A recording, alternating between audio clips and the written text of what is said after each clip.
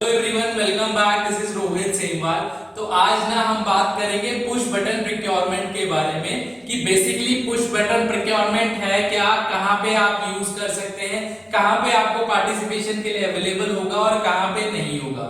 पहली बात तो बात करते हैं कि बेसिकली पुश बटन प्रोक्योरमेंट है क्या। तो पुश बटन प्रोक्योरमेंट एक एडिशनल प्रोक्योरमेंट का मेथड बायर को दिया गया है कि वो प्रोक्योरमेंट करने के लिए जेम पे यूज कर सकता है। अब कहां पे यूज कर सकता है, सबसे बड़ा क्वेश्चन ये है, और किस वे में यूज किया जा सकता है।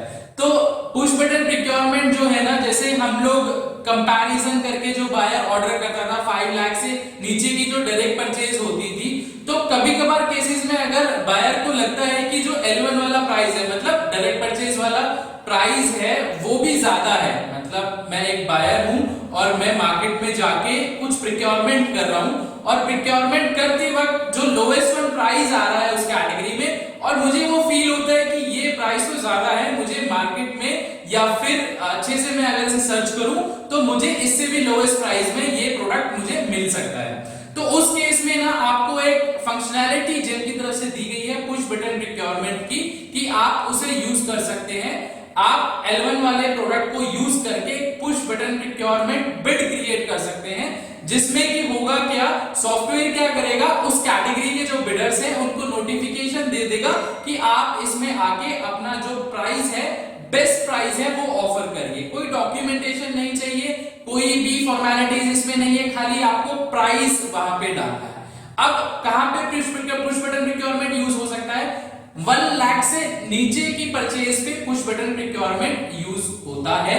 सारी कैटेगरीज के लिए एप्लीकेबल नहीं है। जेम ने क्या किया है, अभी पुश बटन प्रोक्योरमेंट को टोटली एक एक्सपेरिमेंटल बेसिस पे अभी स्टार्ट किया है। 1 साल के लिए अभी इसे एक्सपेरिमेंटल बेसिस पे स्टार्ट किया गया है और कुछ ही कैटेगरीज के लिए किया गया है। ऐसा नहीं है कि सारी कैटेगरीज में आप पुश बटन प्रोक्योरमेंट कर सकते हैं, कुछ शॉर्टलिस्टेड कैटेगरीज के अंदर ही आप पुश बटन प्रोक्योरमेंट कर सकते हैं 1 लाख से नीचे की प्रोक्योरमेंट के लिए। अब इसमें रूल क्या कहता है कि जब आप पुश बटन प्रोक्योरमेंट करते हैं और अगर उसमें 5 से नीचे कोई बिड आती है, मतलब आपने पुश बटन प्रोक्योरमेंट निकाली और उसमें लेस देन 5 बिड्स आती हैं, तो आप उसे सक्सेसफुल नहीं कर सकते। उसके बाद आपको क्या है, नॉर्मल जो प्रोसीजर है प्रोक्योरमेंट का, नॉर्मल बिडिंग है या फिर डायरेक्ट परचेज है, उसी के साथ जाना पड़ेगा। अगर 5 से ज्यादा बिड आती है तो आप पुश बटन प्रोक्योरमेंट बिड के थ्रू परचेज कर सकते हैं। अब पुश बटन प्रोक्योरमेंट कौन कौन सी कैटेगरीज के लिए एप्लीकेबल हुई है?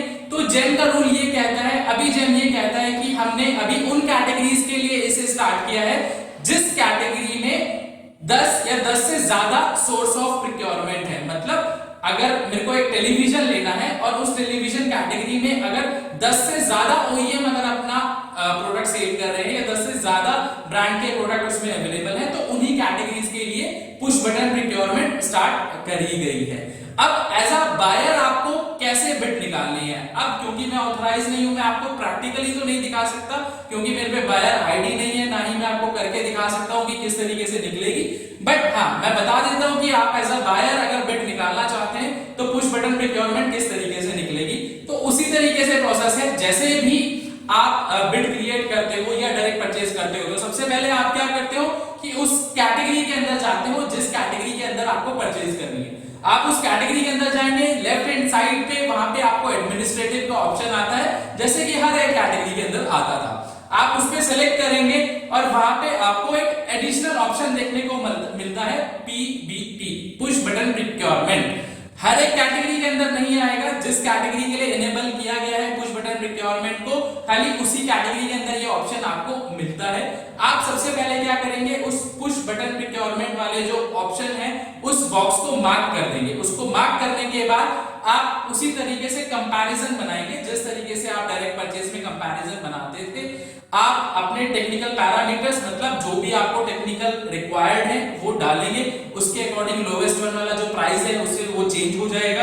आप वहां से 3 ब्रांड के प्रोडक्ट्स को कंपेयर करेंगे और जो एक कंपैरिजन शीट बन जाती थी, कंपैरिजन शीट बनने के बाद जब ऐड टू कार्ट करते थे आप, तो सेम उसी तरीके से ऐड टू कार्ट करेंगे और ऐड टू कार्ट करने के बाद वहां पे ऑप्शन आता था डायरेक्ट परचेज का या फिर बिड का। अब इस वाली केस में वहां पे ऑप्शन आपके पास आएगा क्रिएट टीबीपी नोटिस, तो आप उस नोटिस को वेरीफाई करेंगे और उसे फ्लोट कर देंगे। तो ये स्टेप्स मैं डिस्क्रिप्शन में भी मेंशन कर देता हूं, आप उन स्टेप्स को फॉलो करके push button procurement bid create कर सकते हैं।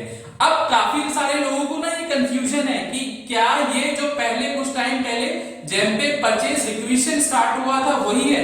नहीं जी, वो नहीं है, ना ही उससे सिमिलर है। उसके थ्रू कभी भी आज तक किसी को ऑर्डर नहीं मिला, बट पुश बटन प्रोक्योरमेंट के थ्रू आपको ऑर्डर मिल सकता है और एक बायर पुश बटन प्रोक्योरमेंट के थ्रू ऑर्डर प्लेस कर सकता है। अब एज अ सेलर आपको किस तरीके से पुश बटन प्रोक्योरमेंट में पार्टिसिपेट करना है वो मैं आपको आगे वीडियो में बताता हूं। अब कई सारे लोगों का क्वेश्चन ये होता है कि सर हमने तो लॉगिन किया और हमारे पुश बटन प्रोक्योरमेंट वाला जो ऑप्शन है वहां पे तो हमें कुछ भी नहीं शो करता। तो इसका मतलब आपकी जो कैटेगरीज है या तो उन कैटेगरीज के लिए उसे इनेबल नहीं किया गया है या फिर उन कैटेगरीज के अंदर अभी कोई भी नोटिस नहीं निकला है। तो जिनको भी वो शो कर रहा है आप उसमें अपना ऑफर दे सकते हैं। किस तरीके से होगा आइए स्टार्ट करते हैं। तो फ्रेंड्स मैंने लॉगिन कर लिया है जेम प्रोफाइल में। अब लॉगिन करने के बाद सेलर साइड से किस तरीके से पुश बटन प्रोक्योरमेंट आप कर सकते हैं, उस तरीके की नोटिस में किस तरीके से पार्टिसिपेट कर सकते हैं वो जानेंगे। तो लॉगिन करने के बाद ना आप देख रहे हैं यहाँ पे ऊपर आपको ऑप्शन देखने को मिलता है पुश बटन प्रोक्योरमेंट। आप क्या करेंगे, इस पे क्लिक करेंगे।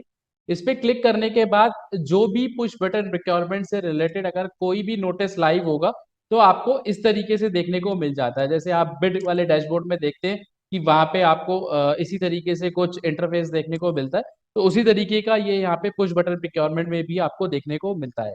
अब यहाँ पे आप क्या करना है, ऑफर प्रोडक्ट पे आप जाएंगे। ऑफर प्रोडक्ट पे जाने के बाद सेम उसी तरीके से जिस तरीके से आप क्या करते थे बिडिंग में अपना प्रोडक्ट पेयर करते थे या अपलोड करते थे और बायर की रिक्वायरमेंट के अकॉर्डिंग उसे कॉम्प्लाई करते थे, तो सेम इसी तरीके से पुश बटन प्रोक्योरमेंट में भी आपको क्या करना है, ये टेक्निकल पैरामीटर्स है जो बायर को रिक्वायर्ड है।